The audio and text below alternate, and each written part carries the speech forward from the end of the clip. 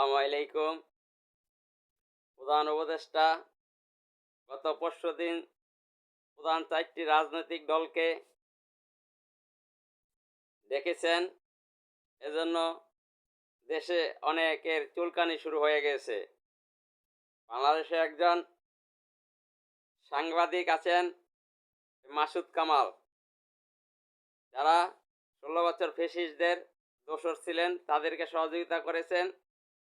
দেশের মানুষের পক্ষে তারা কথা বলেন নাই।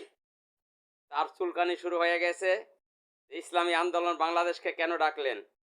ইসলামী আন্দোলন বাংলাদেশের আমির মুফতি সৈয়দ রেজাউল করিম হচ্ছেন বাংলাদেশের অভিভাবক। তিনি বাংলাদেশের জনগণের এখন অভিভাবক। তিনি দেখিয়ে দিয়েছেন বিএনপি আওয়ামী লীগকে একই মঞ্চে ডেকে, একই মঞ্চে বসিয়ে তিনি কি পারেন। ইসলামী আন্দোলন বাংলাদেশ যা পারে আপনারা তা পারবেন না কোনো সময়।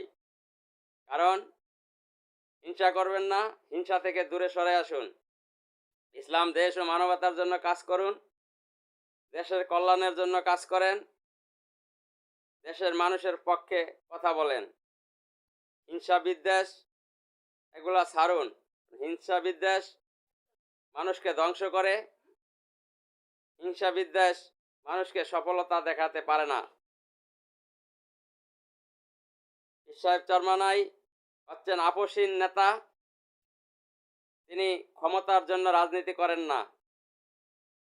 তিনি যদি ক্ষমতার জন্য রাজনীতি করতেন